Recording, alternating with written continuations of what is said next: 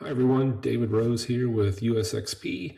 We're having a conversation with our good friend Corinne around steps of due diligence and venture fundraising that are kind of behind the scenes. So, if you're a founder raising for the first time, you probably hear a lot about how to pitch and how to position, but there's some really important steps that you need to understand really, really well to ensure your success, ultimate success in closing funding. And so have Corinne here, and I'll let her introduce herself. And we're going to have a conversation around today around the due diligence process and this data room. And so a really important topic. I hope you all stick around and learn more about it. Corinne, for those of us who haven't heard, those people listening today who haven't been on our previous sessions, please introduce yourself and give us some of your background. Yeah, sure. So hi everyone, and thank you, David, for hosting this. So yeah, my name's Corinne. The boring part is I'm a qualified accountant by training. I trained with KPMG.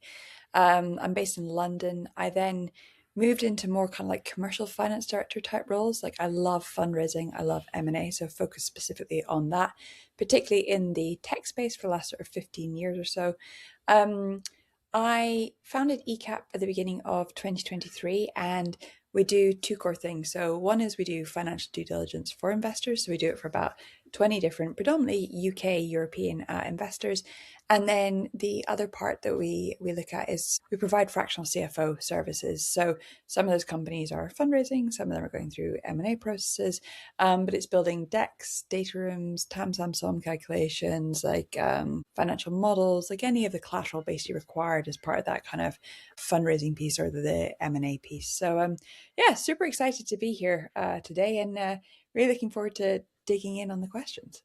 Well, I think you're probably what I would consider the subject matter expert on this topic because you do both. You do due diligence for VC firms on financial models and data rooms for portfolio companies or potential portfolio companies they're doing due diligence on, and you help prepare startups for the process. So having both those views, I think, is really powerful. Can you just describe? Because someone hasn't been through the due diligence process in a VC, so I know in the past you get a term sheet. It's really exciting. You sign the term sheet. You're like, okay, here we go. And then the very next communication you get from the firm is, here's everything you need to provide us. And the list is shocking and exhaustive. And it's like every document you've ever signed needs to be organized in a way that we're going to go through it with a fine Yeah. tooth comb. For someone who's never been through the due diligence process, can you describe what that looks like from both the VC side and the startup side, startup founder side? Like, so term sheet signed, great. What happens next? What does that look like? Yeah, sure. So I'd actually take a step back before the term sheet. So when we work with companies, we ask them prepare data room one and data room two. Data room one tends to be a lot more focused on sales, go to market, marketing, awards one, PR, cap tables in there as well, bios of the C-suite, org chart, maybe the articles of association for the top co. It tends to be what I would call like the information required by an investor to get to term sheet. And in that data room one, I say, do not put any of your customer contracts in there. Do not put any of your employee agreements in there or share option plans or anything like that. It's the what's required basically to get us to a term sheet. Once you have the term sheet, then you'll enter like a multi-pronged DD stage. And it varies. So for like some investors that we work with, when they invest a couple of million, they want full scale financial due diligence, legal due diligence, tax due diligence, commercial due diligence. Like they want the full suite, a tech due diligence, full suite of DD performed. And we also, I mean, we definitely tend to see that for like, some of the DDs we do where they're like 50 million plus check size as well. But at the point that you have that term sheet signed, you then go for us into data room two. And data room two, as you say, is like, it's everything, including your inner thigh measurements. It's like everything that's basically in your business. And like I say, there's these different providers that normally get kind of like wheeled out to do that. So we typically focus on the financial due diligence. We always see legal due diligence alongside us. And sometimes we see technology due diligence. Often technology and commercial due diligence is done in-house by the VC themselves. Sometimes they also do financial due diligence as well. But at this point in time, it's very much a case of like validating what you've said. So are your numbers true? Can they be tied back to contracts? Can they be tied back to invoices? Can they be tied back to the bank account? Supplier agreements, like what's in there? Has anyone got the ability to, I don't know, take IP, to take any kind of like collateral from the company in any way at all? Your employment contracts, like who is key man risk in the business? What is their notice period? Do they have an anti-compete? Can they assign IP to themselves? So there's this layer that is suddenly going to hit you of like, you need to be able to provide all this information. And because the clock's ticking on a term sheet, you normally have, like 60 days or whatever to get everything basically wrapped up. You cannot be the blocker and the bottleneck in this. You cannot just start working on this data room request at the point that you get a term sheet. So yeah, it's like, I don't want to overplay it or overemphasize it, but like it's a lot, and it tends to be the boring stuff that as founders, like it's not sales, right? It's not marketing, it's not fun. It's like in the weeds, digging out your insurance contracts and things like that. When you're sitting on the VC side of the table and you're doing due diligence for the VC firm who just extended a term sheet to someone, what is the typical state of the first time due diligence request? So again, the founder, you send that, here's the request list for the due diligence items. What is the typical state of that first pass when they come back to you with that data? I can only imagine how horrifying that must be from your side, but I'd love to hear more about that. Yeah, sure. So actually, we enjoy working with later stage companies who've gone through several rounds of fundraising because they know what's coming and their information is pretty ready and available to go. And it's a lot more about like the analytics of the financial model and the sensitivity analysis and pipeline coverage and things like that. Where it is a pre-Series A company, so like late stage seed or even Series A company, it's often a hold your breath moment because we tend to get these data rooms where, at a very basic level, everything's cash accounted. There's no like actual accrual accounting. And sometimes that's flagged to us in advance and fine. We get customer cubes where the breakdown, MRR breakdown, doesn't tie back to revenue. There's no reconciliation to the revenue line in zero. We have no idea, where that's coming from. We see customer cubes where there's no underlying contracts to tie them back to, or contracts are missing, or there's different statement of works or different varying degrees of documents in place. Sometimes with one VC that we worked for recently, whereby the company they were doing due diligence over, the company had included VAT in their customer cube and thus in their revenue, so inflating it by about 20%. And so we do see like a myriad of different things. And, I think a lot of VCs ask, like, why would we do financial due diligence at the early stages? Like, what we typically do when we do financial due diligence is like, we do a red flags report. So there's normally like 3 pages of recommendations, which is if we were the CFO or the head of finance in this company, we do X, we do Y, we do Z, we get all this kind of like stuff basically set up. And often what a VC will do is they'll use those recommendations and put them in a 100-day plan that then they give the company they're investing in and be like, get all those in place, as part of the first 100 days. And then we have like our long form report behind that, just substantiating like everything that we've done as part of the work. But it really varies from company to company.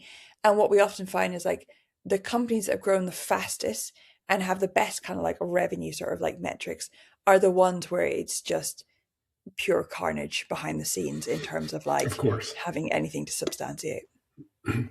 And I think a lot of founders kind of, again, especially first-time founders who are raising for the first time, you get that term sheet, you kind of feel like that's the end of the journey. Want to pop the champagne. This is really great.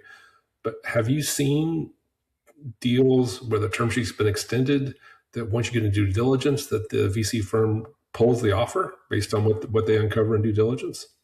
Yeah. So I've done over 50 financial DDs now. I've seen 3 be pulled or go through a variation. And when I go through a variation, for instance, if revenue has been overstated, there's a new valuation number that gets put forward. So it's not pulling the deal, but it's like it takes on a different form. If they dig in, there was one company where they just like spent cash like I can eat chocolate, and it became very apparent that the burn was maybe higher because they were capitalizing things onto the balance sheet rather than expensing it through the P&L. and the burn was higher, and thus they tranched the investment. So they were like, you can only have tranche two if you hit these milestones. Oh, that's And terrible. then, I did a trench deal in my history, and I'll oh, they're never do that horrendous. again. It's awful. Yeah, like the milestones that you have to hit to do it are you know they're quite rigid. And then, in fairness, I've seen it actually, I'd say only 3 deals. I've seen a couple too fall through because of tax reasons. So, deferred tax liabilities that have built up on the balance sheet, that haven't built up on the balance sheet because they've never been put on a balance sheet. But actually, when you've uncovered tax that's due on certain things or VAT that's due on certain things, then it's been like, actually, this is a game changer. This is not going to, you know, get through that final IC stage in terms of like the liabilities are just too great now for the business to cope with. And what are the biggest? I'm sure you're looking at lots of data, and some are going to be very, very material to the ultimate decision making process, and some are going to be less so. What's at the top of that materiality list? Like, what are the big red flags that investors look at that could kill the deal, that founders and CFOs really need to be diligent about to put their best foot forward when this process kicks off? Yeah. Different investors care about different things. So, like I say, we'll never say, yes, do the deal, don't do the deal. Although we do get asked it by not every investor, but the majority of investors we work with on our calls. They're always like, would you invest in this company? And so I'm not an investor, so like, who am I to say anything? But I would say that the things that for me are the big red flags are it's always around top line, it's always around revenue, it's always a case of like, it's not even the substantiating it back to bank accounts. Because I've seen in one instance where a company was like, look, they had grown top line revenue from 0 to 5 million in 18 months. So they'd absolutely catapulted it. But there was a lot of bad debt, i.e., they weren't collecting that money then in turn. And the investor said, and they had put in a policy and process within the last couple of months, and they were trying to recoup that cash. But like there was still a lot that was unpaid. And the investor said, look, you've grown so quickly and you've grown incredibly well, and you're obviously just going for market share, and that's great. As part of the fundraise, like once the money's in, we want you to really spend time on this and have someone allocated to it, but it's not a deal breaker for us. The deal breakers tend to be more actually if what's in revenue doesn't tie out with what's in the contract. So like people say things are ARR, but they're actually professional services fees or one-off. People say things are ARR and it's a 12 or it's paid 12 months and it's a 3-year contract. Actually, you open up the contract and like it's a monthly rolling basis and like there's break clauses everywhere. And actually, it doesn't necessarily like tie back to like a 3-year deal where they're paid every 12 months up front. So because sometimes I think it's good to sell the story. And investors are like, okay, that's the story. So that's what we're going to expect to see in the numbers. And then when we uncover the numbers, or like there's just very long procurement processes to get to the point where revenue is generated. And the revenue that's being generated isn't like a whale where it's this massive ARR that suddenly like lands. It's more like it's a slow, gradual build, if at all, right? So I would say it's kind of top line is where we raise the most red flags. Makes sense. Let's double click on the data room itself, and let's talk about what that is. I really liked how you broke it up into data room 1 and data room 2, because as a founder, I always think the cadence would be you get the term sheet, you sign it, and then you get the due diligence list, and then you open up the data room to that investor who gave you a term sheet. But I know in my past, I've had VCs ask for access to the data room when I consider way too early in the process before I'm willing or wanting to share that with them. So I like that idea of having data room 1 where you can potentially open it up earlier, and it's basically around sales and marketing and strategy kind of thing. But have data room 2 be kind of like, okay, I'm only going to give you that once I get a term sheet, right? Because I'm not going to give you all these details until you're ready to commit. Is that how you think about it? Oh, 100%. Because at the end of the day, like one, there's a great bunch of VCs out there who don't want to sign NDAs for data rooms. So it's not that it's a red US flag. VCs typically don't sign Yeah. NDAs at all, just say, as a point of reference.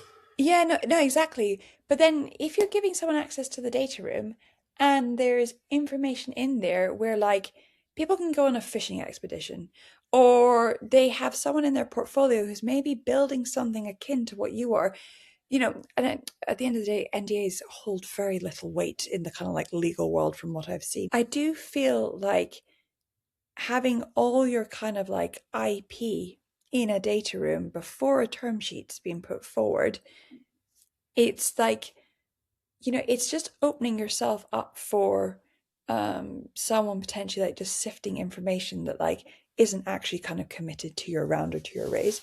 And it's not to say that VCs act in an underhand way. It's just at the end of the day, they see so many companies. They're trying to decipher which companies are good and which companies are not good. And the best way to do that is based on metrics. So if you have a lot of information in there in terms of like contracts, employees, things like that, like it's an easy way for them to be like, all right, cool. We form our own sort of like market maps based on like data rooms that we see. Let's talk a little bit about the organization, because when you say data room, my mind immediately forms a vision of something in OneDrive or Google Docs or Dropbox, where you have a headline folder, then you have a bunch of subfolders. So Yeah. double click on that just a little bit, so people who haven't been through this process can kind of know what this would actually look like. Like, what does a data room look like that's well organized? Yeah, sure. So, like, I don't love Google Drive and I don't love SharePoint because the problem is they don't talk to each other. So, for instance, if a VC is using Microsoft Outlook and he gets a Gmail or a Google Drive, sorry, data room, like I know personally, even when we're assessing data rooms, like trying to open up some of these data rooms is a bit of a nightmare using Microsoft, and then vice versa, basically as well. I'd say Google also has like it's a professional outfit, but at the same time, it doesn't feel like a particularly like professional way to kind of like host your information and data. And you have to be so careful on the kind of permissions that you put around it, that you're only sharing that set of folders and you haven't shared anything else in terms of like company sub documents or whatever in there. And so normally when I think of like the structure in there, I normally say, right, we want a folder with financials. And in data room one, I would expect to see like historical management accounts for the last 24 months on a monthly basis for your P&L, your balance sheet, and your cash flow statement, if you have a cash flow statement or P&L balance sheet, right? I'd expect to see your financial model in there. And we discussed on the call last week, David, like what that financial model should ideally look like for an investor. I'd expect to see your customer cube, but I would anonymize the names. So like strip out the names, call them customer 1, 2, 3, 4, 5, 6, 7. And then for the last kind of like 24 months, do the MRR for each one thereafter. Because that allows you also to like pull in the kind of waterfalls, or an investor would do this as well, which is like, what's your opening, what's your upsell, what's your expansion, what's your downsell, what's your churn, what's your closing. And then you can work out things like NRR, GRR, like, metrics like that, basically, that like investors really care about. So that's what I put in the financial folder. In your legals, like I said, I'd put a cap table and bunch it up, right? Like if you've got 20, angel investor names, just do angel investors, one line on the cap table, like non-allocated share options, one line on the cap table, allocated share options, one line on the cap table, previous VC, one line on the cap table, founder names, their amounts on the cap table, right? Like sometimes I see these gargantuan cap tables on there. And again, you don't want to, you're not giving away the farm, but like you just don't want to include that type of information. And then your articles of association for your top co, because that typically will guide and direct us to like what comes next in the next round of funding. So that is important. I'd say have a marketing file, or call it like market. And in there, as many white papers about your market, talking about how big it is, like what it stands for, like any Gartner, Forrester, any of these kind of like analyst houses that produce sometimes quite a lot of like free information, particularly if it's things like, you're on their like hype loops or hype curves or whatever, like try and glean as much of that stuff and put it in the data room. So again, talking about the market that you sit in, put your Tam Sam Som in there and do the bottom up Tam Sam Som. Talk about actually how you got to that overall TAM. Because what I see too often is like, a McKinsey paper that says quantum computing TAM is $1 trillion. And it's like, well, great, but you're not all in the full spectrum of the market, right? You're in a subsector of that. So like, let's actually go into the details around that. So I'd say that. I'd also say any customer information. When I say customer information, I say like testimonials, quotes, recommendations, case studies, anything that basically like says, we're amazing, we love them, we've worked with them before, and it's got a big tier one blue chip logo splattered on it. We love that. So that kind of information in there. It's stuff that you've been in the press, obviously good stuff that you've been in the press, include that in there. awards, any awards that you've won. Like there's a lot of, like Future 50 and Fast 50 and all these kind of like Deloitte EY, like all this kind of stuff.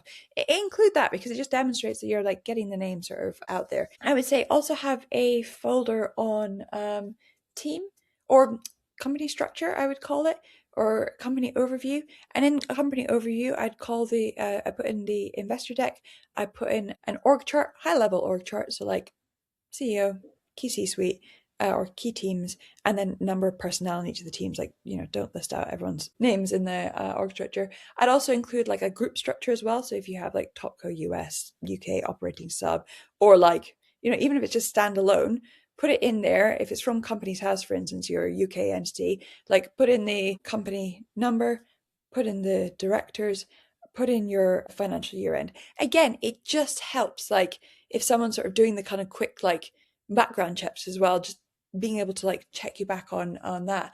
And when you have directors in there as well, like normally there's like a KYC element of these things as well. So like, again, it's easier to KYC on personnel. So we've covered financials, marketing, sales. I would put in a pipeline, but I would sanitize the pipeline, right? So you want a weighted pipeline, you've got your pipeline, you've got your probabilities, you've got your weighting, remove all the customer names from that pipeline, and then make sure that that weighting actually like gives you coverage on your financial model to a certain degree as well, right? You don't want to show something that shows you like 20 grand and you're aiming for like 2 million in your model. That is sales. Marketing I've covered, company overview I've covered. And then in the company overview, you could also include like a subfolder that basically has teams, and I would include the bios or the CVs of key C-suite or board members, or like do a little org structure that has the key C-suite and then the board personnel and then the CVs.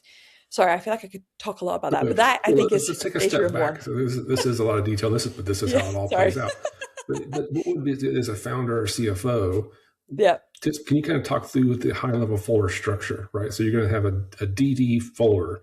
What are the 10 subfolders? Just so people can kind of get a mental check. Am I on the right path here? Now, what are those subfolder headers without all the stuff behind it? Financials, legal, sales, marketing, tech, company overview. Start there.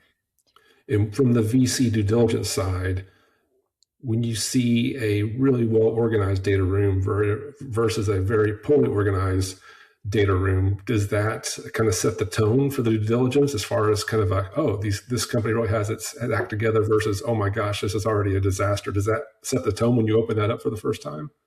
Yeah, because everything's like subconscious bias. So like if you open it up and you're like, where do I begin? And my job just got 10 times harder, it adds a certain like mental weight to what you're doing versus like if you open it up and be like, oh, it's very clearly labeled. Also as well, like what we do and what legal DD providers do is they'll normally send over an Excel with the different points in it. And then what I love is like there's a comment section. If the companies then reference where you find that document within their data room, again, happy days, because like it's very easy to be like, okay, cool, I go there, and then here's the like sub information that kind of goes with it. So a map, that's pretty great. Yeah, exactly.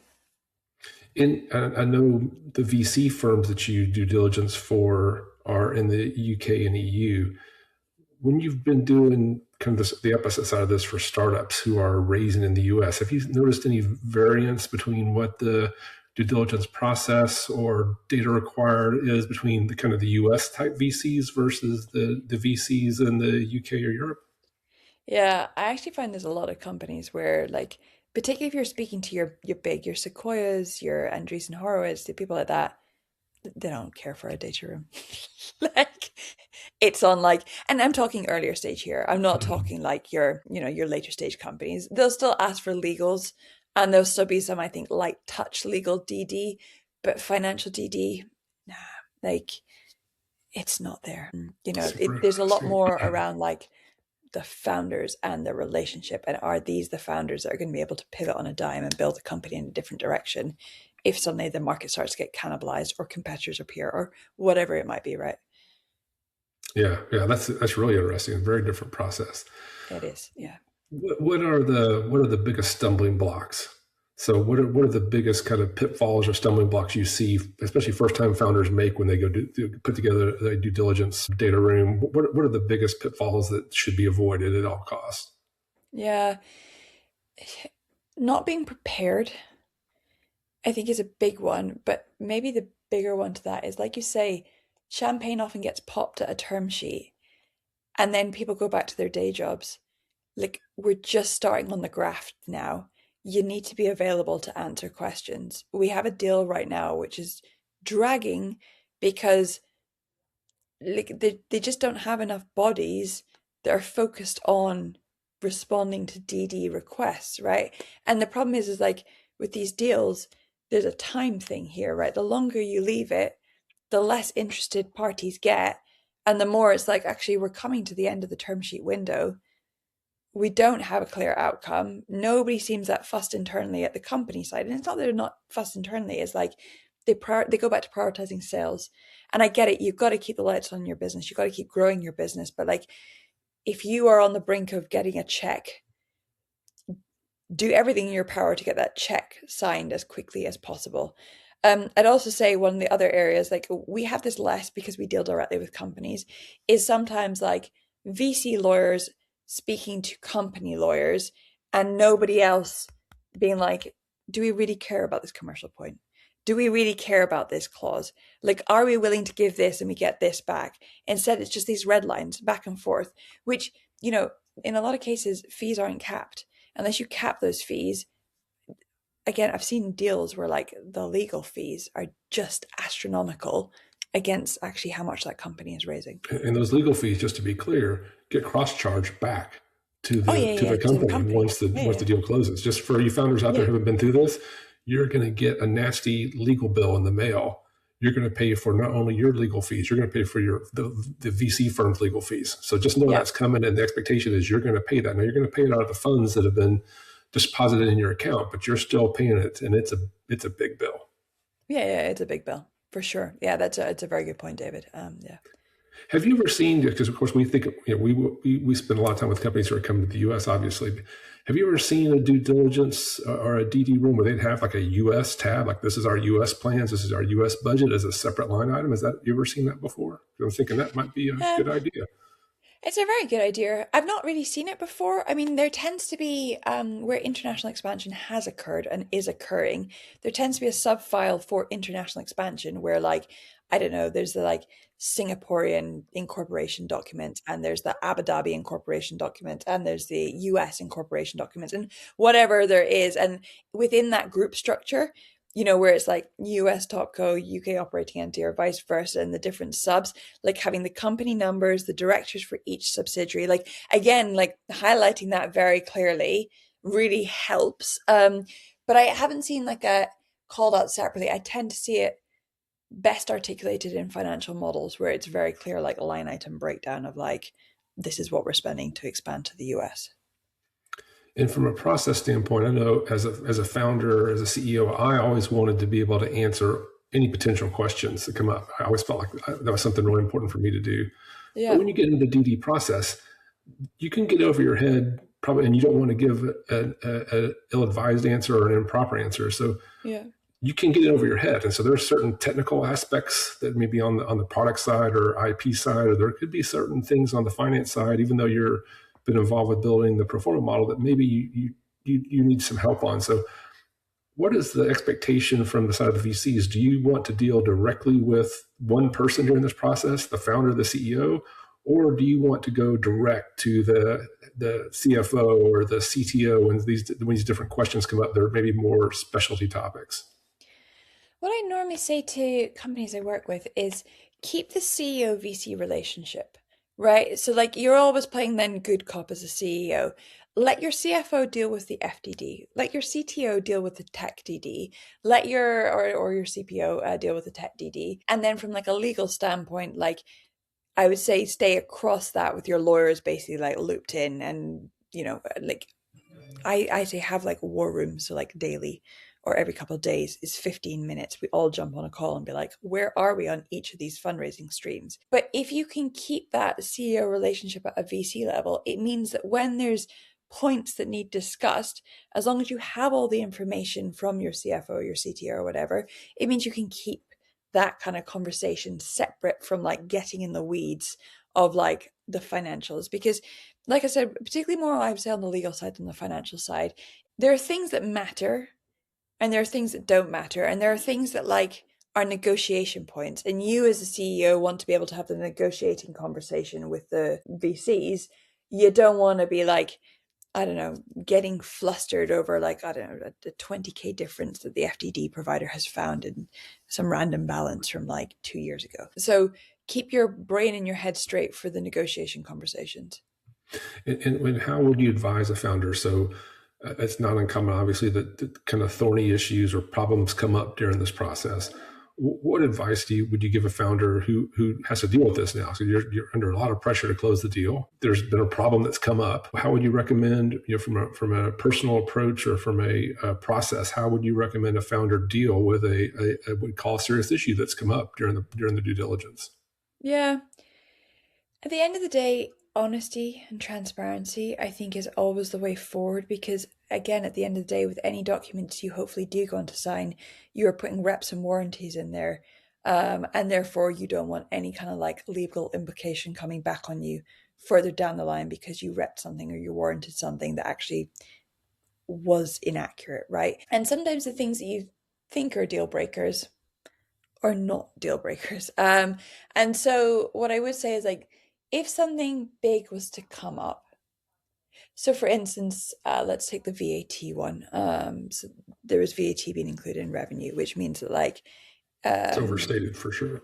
yeah, it's overstated, and the conversation then becomes a case of like, this has been flagged during the financial due diligence process, and both sides will then know because we flag it to the company, we flag it to the investors. This has become apparent during the due diligence process. We appreciate now that from an AR perspective, we're talking about a different number. I would like leave it open for the VC to put their thoughts forward to then know what your starting point is for negotiation. Because genuinely, actually, when that happened, I thought the VC that we were working with would walk away, and they didn't. They stayed with the deal. So I was like, oh, okay, cool. There was a workaround. So like, there's a lot of time and investment goes into these deals from a VC perspective. I think just walking away is often not the. It's a bad signal on the market too. So if a VC firm extends a term sheet and then they pull it, that's a black mark essentially in the entrepreneurial community, right. And it hurts them as well. Oh yeah, for sure. And so like, there's a workaround. So in those cases, we went to the board, we had to go to the board and present at the board meeting why we thought that it was overstated. And then we left the board meeting. And at that board meeting, there was then a rediscussion with the potential new investors and the current investors and the founders as to what that new valuation number would look like and why that was going to be the revised term sheet going forward. So I'd say, don't panic, assess it like with a clear head and be like, why has this happened? How do we safeguard against this going forward? Because they want to know that, like, you've put in steps to make sure that this is not going to appear again. And then have a think about, well, what could the implications be? And how do we counter some of those implications? If a founder is getting ready to go through the U.S. fundraising or the fundraising process in general, yeah, and they're kind of 90 days from really going a full-on process, what should they be doing today to prepare for due diligence? So I'd say there's a lot of templates out there. We have templates of like information requests that you could be asked. I'd say start collating all that information together. Also have a think about, sometimes actually the information requests I find the hardest are not the ones from the data room 1 or data room 2. They're the questions that you get asked in the middle by a VC, which is things like, show us your usage data and talk to us about your usage data and how you increase touch point here. Talk to us about sales, their quota attainment, like what they've got going forward in terms of like quotas. Talk to us about some of these more like things that you don't necessarily have in a spreadsheet that you put in data room 1, and given data room 2 is a lot more about verification of the numbers, doesn't go in data room 2. It's more the like just before the term sheet when we're trying to sort of shake the tree of like, how do we cut the data in different ways? Our VC's cutting the data in different ways to assess how good this company is. Like, those are the data requests I sometimes think are like harder to prepare for. Corinne, this has been really great. I think this is a really, really important topic for founders to better understand. So when they actually do get close to getting a term sheet, that they're adequately prepared to kind of see it through to completion and funding. Thanks for making time to talk about this topic. It's really important. Any kind of final words of wisdom or advice you would give founders who are going through the venture capital fundraising that we haven't talked about that they need to be thinking about before they get into the due diligence cycle? Say just be prepared. Like, just know, get a list of what you're potentially going to be asked for and surface it all now. Know where your skeletons are. Have responses to those skeletons, because everybody has skeletons in the closet, right? And know what those responses will be, could be. And then be armed with your kind of views around that, basically. And speak to people like us. Again, I think as we said last week, like, speak to people who have experience, because like I can tell you exactly what we're going to do from an FDD perspective. So, So on that topic, I would just WhatsApp you if I had a question. But if someone doesn't know you, how would they find you to ask these questions? Sure. So you can find us on LinkedIn, either myself, Corinne Thompson, or eCAP Financial, or you can reach out at corinne@ecapfinancial.co.uk. Great. Well, this has been a great conversation. Thanks again for investing time on this really important topic. Really appreciate it. It's always great to talk with you, and we'll talk again, I'm sure. Awesome. Thanks, David. Thanks, Corinne. Take care.